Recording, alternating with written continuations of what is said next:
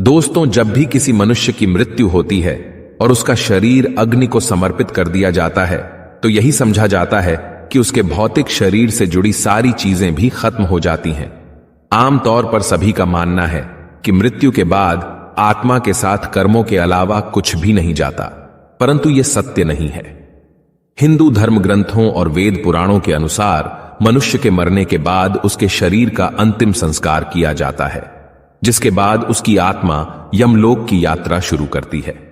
मृतक की देह जल जाने के बाद भी उसकी कुछ चीजें हमेशा आत्मा से जुड़ी रहती हैं, जो इस यात्रा में उसके साथ ही साथ जाती हैं। और जब भी वह आत्मा किसी दूसरे शरीर में प्रवेश करती है, तो उस नए शरीर में यही चीजें आत्मा के साथ प्रवेश कर जाती हैं। अर्थात जब कोई व्यक्ति मरता है तो उसके साथ ये 5 चीजें भी जाती हैं, और जब उस आत्मा का पुनर्जन्म होता है तो वह आत्मा इन 5 चीजों के साथ ही अगला जन्म लेती है। मृत व्यक्ति की आत्मा के साथ जाने वाली यह चीजें इतनी प्रभावशाली होती हैं कि इन्हीं के आधार पर उस आत्मा का आगे का सफर निर्धारित होता है।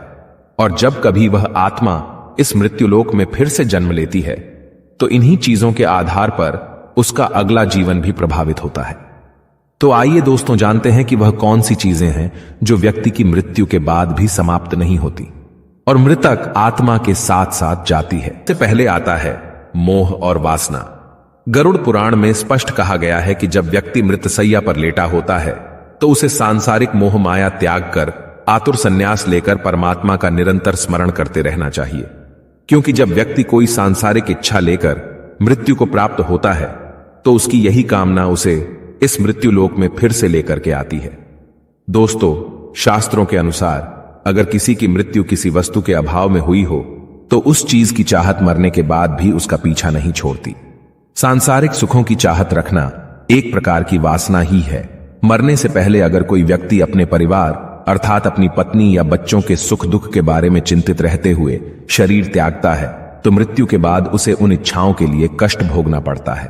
वासना को लेकर विष्णु पुराण में एक कथा का वर्णन मिलता है। इस कथा के अनुसार राजा भरत को अपने हिरण के बच्चे से बहुत प्रेम था। उसी के बारे में सोचते सोचते उन्होंने अपने प्राण त्याग दिए। अगले जन्म में राजा को ही हिरण के रूप में जन्म लेना पड़ा। इसलिए इच्छा और वासना को अपने मन पर हावी नहीं होने देना चाहिए।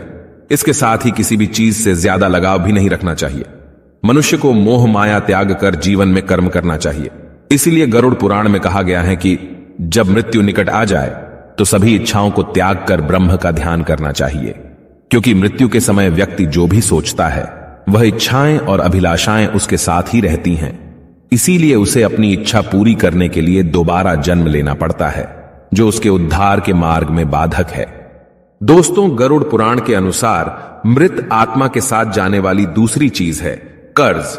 धार्मिक ग्रंथ कहते हैं कि कर्ज कभी भी व्यक्ति का पीछा नहीं छोड़ता।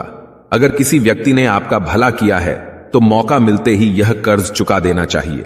दोस्तों, गरुड़ पुराण में कहा गया है कि यदि कोई व्यक्ति कर्ज लेने के बाद मर जाता है तो उसे अगले जन्म में अपना कर्ज चुकाना पड़ता है। ऐसा भी कहा जाता है कि जो व्यक्ति कर्ज लेता है उसे कर्ज चुकाने के लिए दुनिया में पुनर्जन्म भी लेना पड़ता है। किसी भी स्थिति में हो या किसी भी रूप में हो, उसे ऋण चुकाना ही पड़ता है। कभी कभी उस ऋण को चुकाने के लिए उसे बार बार विभिन्न जानवरों के रूप में उस व्यक्ति के यहां कर्म करना पड़ता है। जब तक वह कर्ज नहीं चुका देता तब तक उसे मोक्ष नहीं मिलता। इसके अलावा अगर आपने किसी को कर्ज दिया है और उस व्यक्ति की कर्ज चुकाने से पहले ही मौत हो जाती है, तो आपको उस ऋण की वसूली के लिए भी बार बार जन्म लेना पड़ सकता है। इसलिए आपके लिए यही उचित होगा कि आप ऐसे व्यक्ति को मरते ही माफ कर दें और ऐसे ऋण को दान समझकर भूल जाएं। इसी में आपका उद्धार है। दोस्तों, मृत्यु के बाद तीसरी चीज जो आत्मा के साथ जाती है वह है पुण्य। आपने अक्सर अपने घर के बुजुर्गों से सुना होगा कि दान और परोपकार कभी खाली नहीं जाता। इसका उल्लेख शास्त्रों में भी मिलता है। जीवन में अगर कोई अजनबी आपकी मदद करता है तो शायद इसका मतलब है कि वह आपके द्वारा पिछले जन्म में किए गए दान और परोपकार को चुका रहा है। इसलिए दान पुण्य हमेशा करते रहना चाहिए। यह व्यक्ति की मृत्यु के बाद भी उसके साथ रहता है। शास्त्रों के अनुसार माना जाता है कि जिस तरह व्यक्ति के बुरे कर्मों का हिसाब भगवान के पास होता है, उसी तरह वो अच्छे कर्मों यानी पुण्य का भी हिसाब रखते हैं।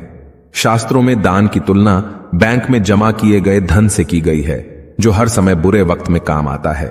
एक व्यक्ति अपने जीवन काल में जो भी अच्छे कर्म करता है, उसका श्रेय उसके खाते में चढ़ा दिया जाता है। इसके बाद अगली चीज जो आत्मा के साथ जाती है वह है कर्म। गीता में कहा गया है कि कर्म के बिना मानव जीवन संभव नहीं है। हर पल लोग अच्छे या बुरे काम करते हैं। जब मृत्यु निकट आती है तो उसके कर्मों से ही यह निर्धारित होता है कि वह परलोक में सुखी रहेगा या दुखी। इनका परिणाम आगे चलकर जीवन में अच्छे या बुरे परिणाम के रूप में सामने आता है। कर्म 7 जन्मों तक मनुष्य का पीछा नहीं छोड़ते। इसके उदाहरण महाभारत में भी मिलते हैं। जब तीरों की शैया पर लेटे हुए भीष्म ने भगवान कृष्ण से पूछा कि उन्होंने ऐसा कौन सा अपराध किया है जिसके कारण उन्हें ऐसी मृत्यु का सामना करना पड़ा, तो भगवान कृष्ण ने उन्हें 7 जन्म पहले की घटना याद दिलाई। 7 जन्म पहले भीष्म ने एक अधमरे सांप को उठाकर नागफनी के कांटे पर फेंक दिया, जिसके फलस्वरूप भीष्म को भी बाणों की शैया प्राप्त हुई। कर्म मनुष्य का साथ कभी नहीं छोड़ता, इसलिए दोस्तों हमेशा अच्छे कर्म करने चाहिए। 5वीं चीज जो आत्मा के साथ जाती है वह है ज्ञान। दोस्तों, ज्ञान इंसान को भीड़ से अलग करता है। ज्ञान से आप लोगों पर अपनी एक अलग पहचान और छाप छोड़ने में सक्षम होते हैं।